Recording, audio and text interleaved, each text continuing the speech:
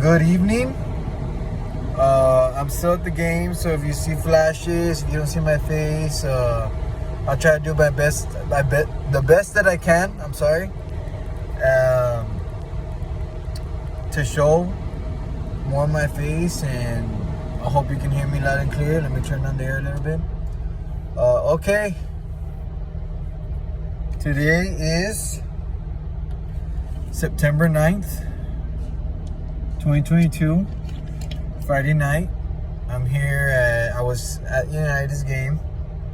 It was Seguin visiting the Longhorns here in Laredo. Now, I have a lot of issues with this game, One being, there's like 5, maybe to 10 issues.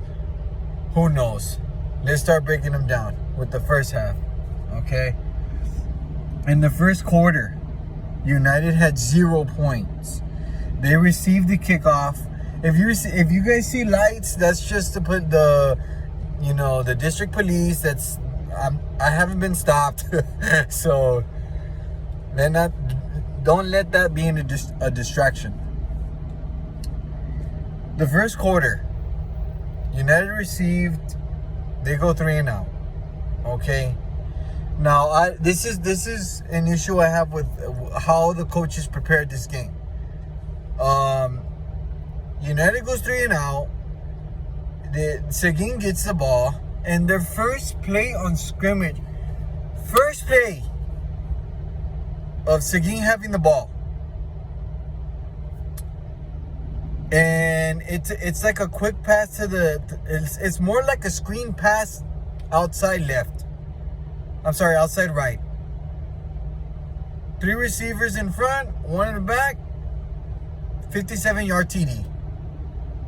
Now, I don't know what defense, United starts off with or what they want to go with, but study the team. That's unacceptable. 57 yards in one play to take the lead in the first quarter. That's horrible. That's a disaster of a defense, play call, whatever you want to call it. 57 yards in one play in 10 seconds, 15 seconds is unacceptable. We're supposed to be amongst the best schools in the state from what they announce here at the SAC for United. I mean, come on, guys. That was either a bad play call or the guys were just asleep. Okay, now during that play, it's not all on the coach. During that play, the receiver broke a tackle, and you had like 5 United defensive backs stop and then go. Like, I don't know. When somebody hits somebody, you go and make sure they're down. You don't stop. You don't stop unless you see that knee on the ground. Moving on. Before I start getting even more aggressive it's just, that play was just like horrible. 57 yards in one play TD to take the lead in the game. Anyways, United gets the ball back. They start working up a drive. It looks great. There's some runs in there. They get some good passes. They get down to the 30, to Seguin's 30. Okay? And these guys, they want to, they get down, and then they get to like 5 yards. It's like a 35, 4th down hits. And they're at the Seguin's 30. This looks like, good field goal range. I don't know how good the kicker is for United, but it looked like good field goal range to me. Okay, 4th down hits. We have already been struggling with going 3-0 on the first drive. Kick the field goal, gentlemen. And I'm talking about the coaches. You need to get on the board whenever you can. Whenever you can. Opportunities don't just pop up because you want them to pop up, and the players can make them pop up.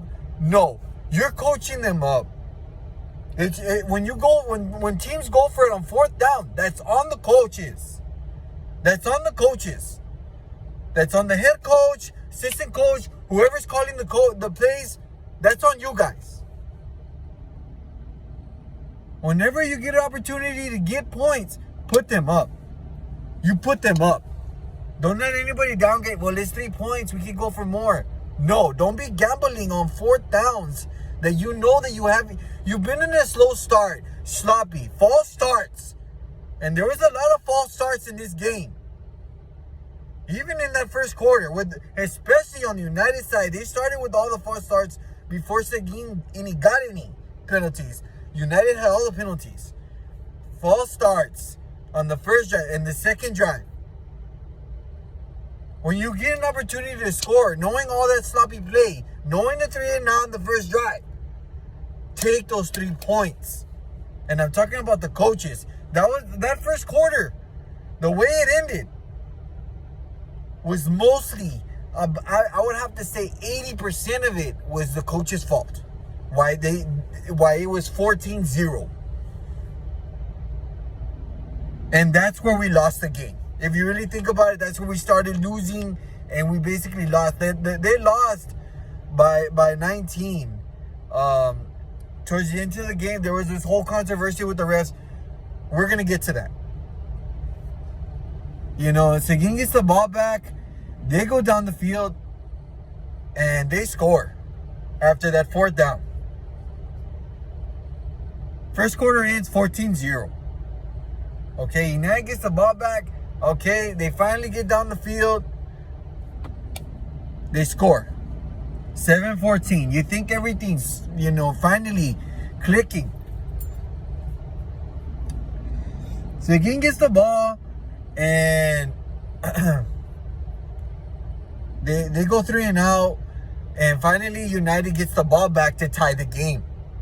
Okay? They get all the way to the Seguin. I mean, before this, they're working down the field. They throw a 35-yard pass. And I'm talking about like this. Let me see if I have a bottle or something. I'm talking about like this. A freaking ball goes in the guy's hand like this. In the end zone. 35-yard touchdown. Dropped. Just drops out of his hands. To tie the game. And I'm just like, damn. You know what I mean? Just straight up damn. Oh, and the way this again got 14, there was no, I'm sorry, yeah, they worked on the field, they got 14. So United, after that 35-yard drop, United gets a first down, another first down, first and goal. They work down the middle, and then they're at the freaking 1-yard line. And they decide, this is the coaches. This was the coaches again, man. This is why. Oh, man. Okay. This is the coaches again. They're at the 1-yard line. It's 3rd and goal. And instead of doing a quarterback sneak, which later on they finally decide to do that in the second half, but we'll get to that. They decided to do a toss left, knowing all the sloppy things have already gone on.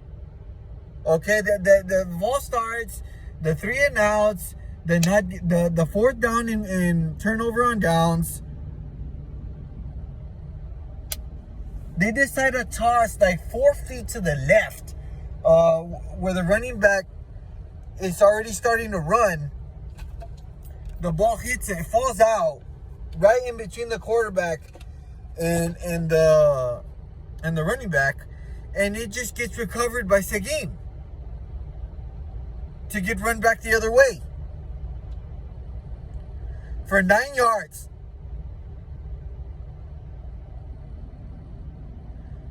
And this was right before halftime. Okay, the drive before that, which I kind of forgot, but I remembered it, but I didn't know if it was after they scored 7. Yeah, they scored 7. They stopped Seguin. This is 7-14. Okay? They stop Seguin. United gets the ball back. And then freaking snap goes under the quarterback's legs. It didn't go high enough. It just stumbles to the back, goes into the quarterback's legs. He picks it up. Okay?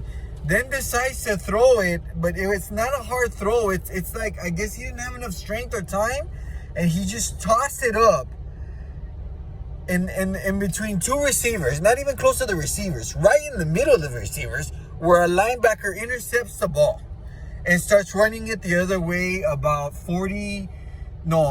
25 yards. Of course, Seguin goes to makes it and scores and makes it 21-7. And then that next drive, the 35-yard pass TD drop happens. They get on the 1-yard line. United toss fumble, 9-yard return, halftime 21-7. And to me, that's where it ended. That's it. Like, that's where United lost the football game. Because let me tell you something, man. They come out in the second half fired up. You know what I mean? I wasn't fired up at all. I was like, okay, well, what?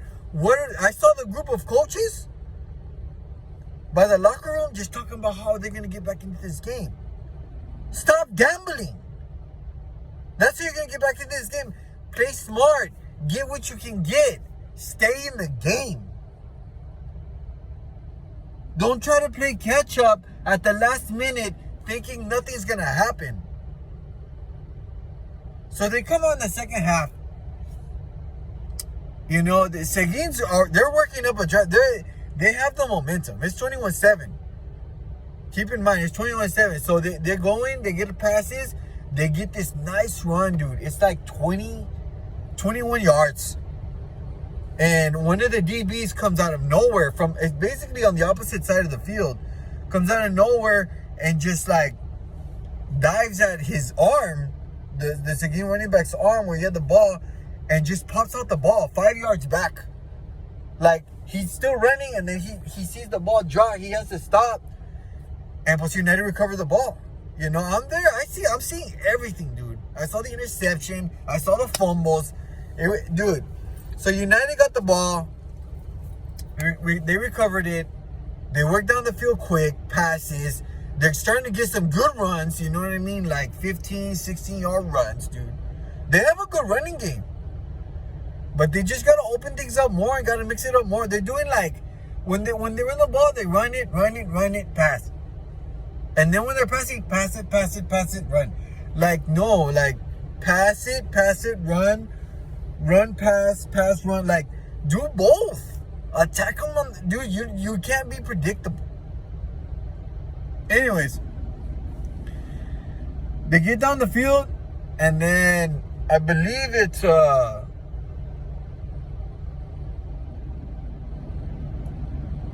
was it a run or was it a pass? I think it was a pass. It was a pass TD. No, it was a run TD to make it 14-14. No, 14-21. So they kick off again. Seguin goes 3 and out again. I mean, they stopped them, dude. They're stopping them, and I'm like, yes, let's go. And United gets the ball back. They go all the way downfield. 4th and goal, dude. At the 1-yard line, and finally they get smart. QB sneak, 21-21. Back in the freaking game. And this is already, the third quarter ended. The first play of the fourth was a QB sneak to tie the game, 21-21. And then Seguin they're like, you know what? We're done playing with you. You know what I mean? You guys caught up. We're done. It's time to turn it on. So then they do their own passing game. They do a 20-yard pass. They do a 6-7 yard run.